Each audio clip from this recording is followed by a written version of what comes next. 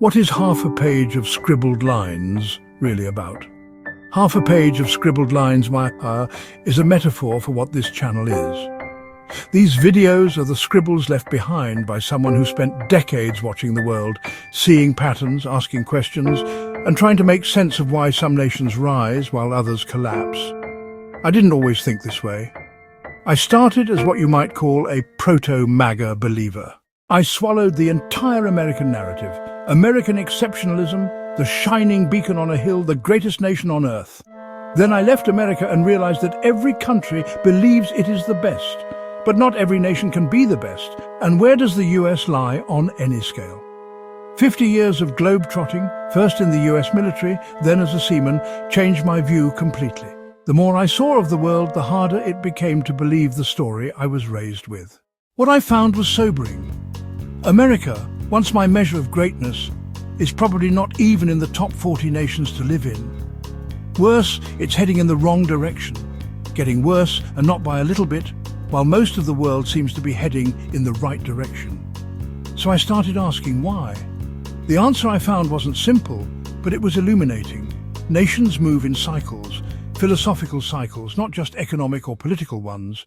While living in Italy, I became fascinated with its history. Rome gave me the clearest example. Because its history is so well preserved, we can watch the Roman Republic and Empire swing through its cycles. From the original Mos Maiorum, the ancestral values of modesty, family and civic duty, towards cynicism, corruption and ego-driven stoicism, before violently snapping back again. If you look through a Hegelian lens, you see Rome not as a single rise and fall story, but as a series of populist cycles, each one tearing down the old order and replacing it with something new. And here's the fascinating part. Despite all the blood, chaos and collapse, each cycle produced a society that was, on balance, stronger and more complex than the one before. Then, if you read the history of every other nation, the same cycles seem to happen. That's what this channel is about, looking at our own time through that same lens. I want to understand why nations rise and fall, why people repeat the same mistakes, and whether we can soften the impact of these inevitable cycles. We may not be able to stop history's pendulum, but maybe, just maybe, we can slow it down, redirect it, or brace for its next swing. If that made you feel uncomfortable, good, that is the point. This is half a page of scribbled lines, containing my notes from the field and thoughts gathered from reading history and traveling the world.